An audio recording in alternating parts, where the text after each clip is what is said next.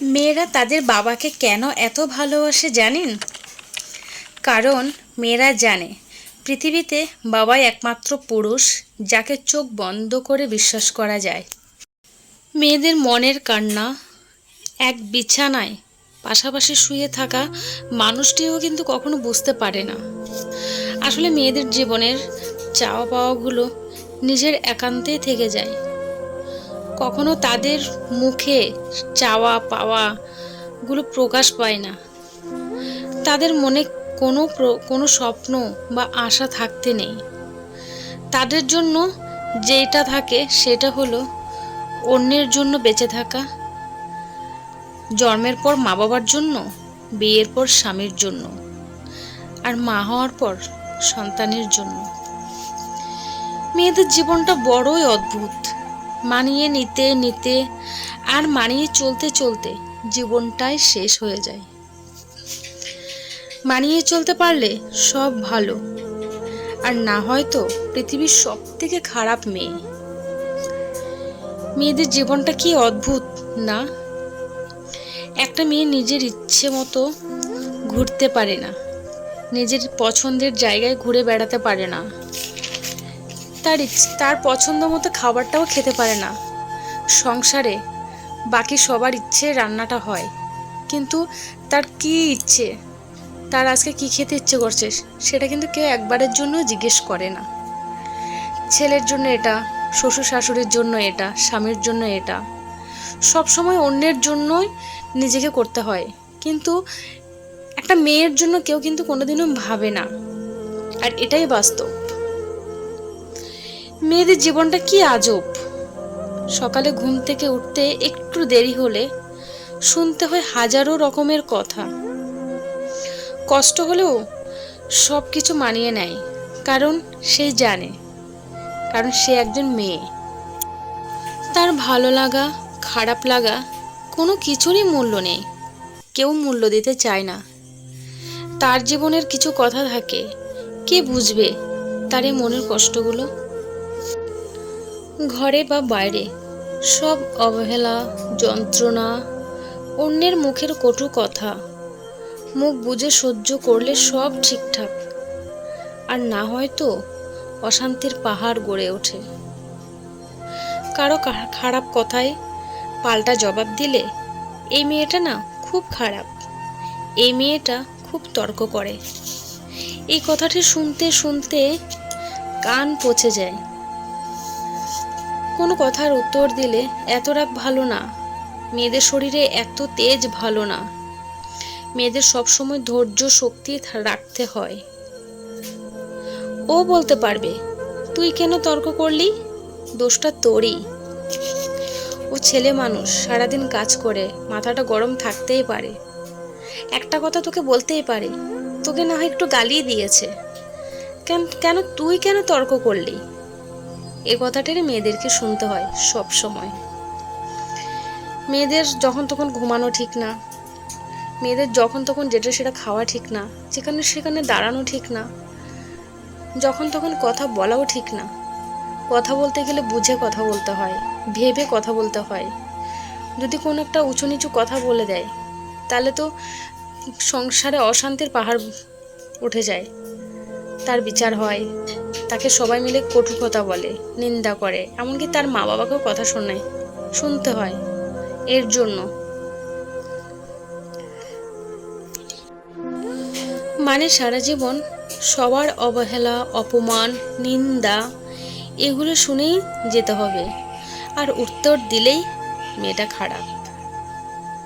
তো তোমরাই বলো মেয়েদের কি করা উচিত?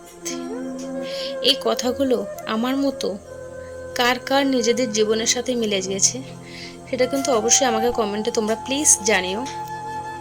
তো শুভ সকাল বন্ধুরা, তোমরা সকলে কেমন আছো? আশা করছি সকলেই ভালো আছো, সুস্থ আছো। নদিয়া জেলার ছোট্ট একটি গ্রাম থেকে আমি পূজা দেবনাথ।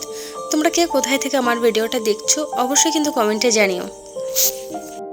আজকে হলো বৃহস্পতিবার, আর আজকে ঘড়ির কাঁটায় বাজে ওই 6:30 মতো। সকালে ঘুম থেকে উঠে সমস্ত কাজ কমপ্লিট করেই চলে এসেছি রান্না করতে। তো তো আজকে রান্না করছি ঘরের পাশ থেকে, মানে ঘরের পাশে আমি কয়েকটা কুমড়ো গাছ লাগিয়েছিলাম, ওখান থেকে দুটো কুমড়োর ডগা কেটে এনে আলু দিয়ে সেটা একটা নিরামিষ করেছি, আর টমেটো দিয়ে মানে টমেটোর যে টক হয় না, টকটা রান্না করেছি। তো এদিকে দেখো রান্না বান্না করে আমি গ্যাসটা মুছে নেব। তো এই যে গ্যাস মোছাটা না, এটা যদি সাথে সাথে প্রত্যেক দিন করা হয় তাহলে কাজটা অনেকটাই কমে যায়, পরদিন কাজটা কমে যায় আর কি। তো আমি চেষ্টা করি বেশিরভাগই যেদিনের কাজ সেদিনই কমপ্লিট করার। দেখো বন্ধুরা, গ্যাসটা আমার কত সুন্দর মোছা হয়ে গেছে। তো এটা আর কালকের জন্য কোনো টেনশন থাকবে না, কালকে আবার রান্না করার পরে আমি আবার মুছে নেব। তো এদিকে আজকে কী কী রান্না করেছি সেটাও তোমাদের সাথে একবার শেয়ার করি। ভাত রান্না করেছি, ভাতটা তো অবশ্যই সবাই করে। তো তরকারিতে করেছি আজকে কুমড়ো ডাঁটা শাক দিয়ে আলু দিয়ে একটা তরকারি, আর করেছি টমেটোর টক। তো এই গরমকালে না টমেটোর টকটা খেতে বেশ ভালো লাগে।